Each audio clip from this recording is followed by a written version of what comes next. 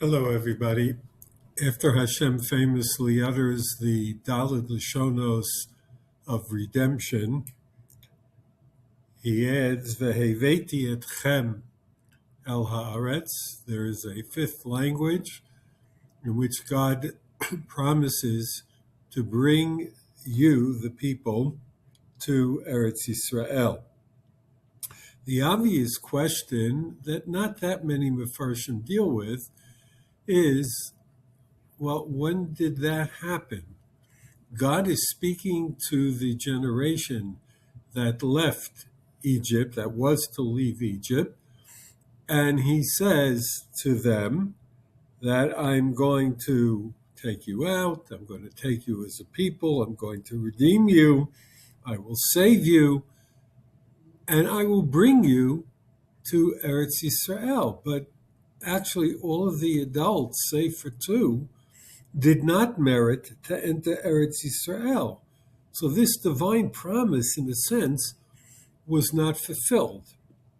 The Ibn Ezra is alert to this question, and he says, Veheveti etchem, and I shall bring you, says the Ibn Ezra, that means otam viet b'neihem.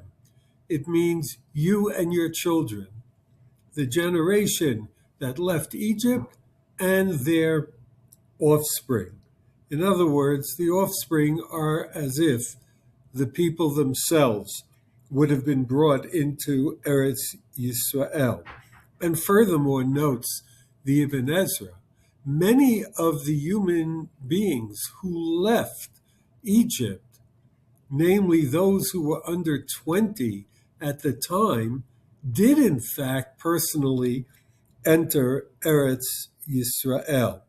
And therefore, says the Ibn Ezra, who was aware of an alternative explanation, that there is actually a Tanai. After God utters the four languages of Geula, V'hotzeti, V'hitzalti, V'ga'alti, V'lakachti etchem li la'am, all of which he promises unconditionally, he then adds, V'yidatem ki ani Hashem Elokeichem, and you will know in the sense of commitment, that I am the Lord your God, which many understood as, if you want the fifth promise to be fulfilled, it is conditional on your knowing me and accepting me as your God, says Hashem.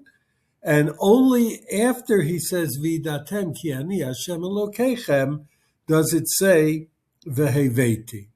That's the approach of the Ibn Ezra.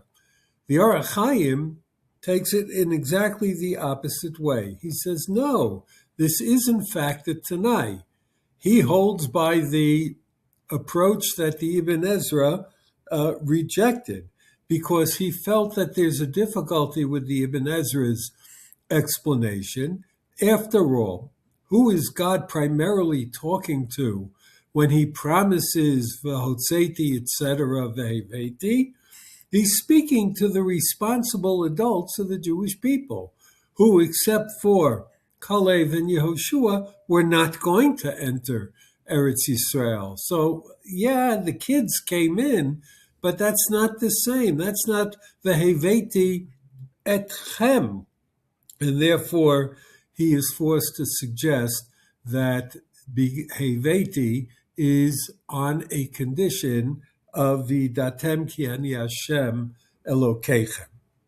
And then I found an interesting third approach, and that's of Shamshon Raphael Hirsch, who suggests that the focus maybe should be more on the idea of what's said in the fourth language of Geula, V'lakachti etchem li la'am, and then V'yidatem ki ani Hashem Elokeichem. Notes Shamshon Raphael Hirsch, unlike every other nation, Yisrael ye'aseh la'am legamrei af lifnei she'yikabel eretz mishalo. The Jewish people are formulated as a nation even before they have a land to call their own. Every other nation was based on the common land upon which they dwelled. And therefore, Am Yisrael is different. So really, v'lakachti etchem li la'am and v'heveti maybe can be seen as all one little schnit, one little cut in the divine promise. I take you as a people even before I will bring you into the land, but perhaps v'heveti here is not meant specifically as a committed promise by HaKadosh Baruch Hu. A common denominator that I see in all three approaches of the Ibn Ezra or Chaim HaKadosh and Shamshon Raphael Hirsch is the concept of Jewish continuity. The Ibn Ezra suggests that if one's children enter Eretz Yisrael, that is in essence as if the person themselves entered. We live our lives, Ad Mei V'Esrim Shana, hopefully in good health with nachas, but actually the record books on any individual are not closed until after we see what their offspring do. They are the continuity of the parent generation, and therefore Am Yisrael is vouchsafed nitzchiyut. And similarly, what the Orach Chaim suggests. The Orach Chaim suggests, V'datem ki ani Hashem Elokeichem. There is a condition for Am Yisrael, and that is to remain faithful and loyal to HaKadosh Baruch Hu. God is nitzchi, Am Yisrael is nitzchi, because Am Yisrael has always remained loyal to Hashem, even when they have sinned against Hashem. They have never entirely forsaken HaKadosh Baruch Hu, and therefore God has never abandoned his people.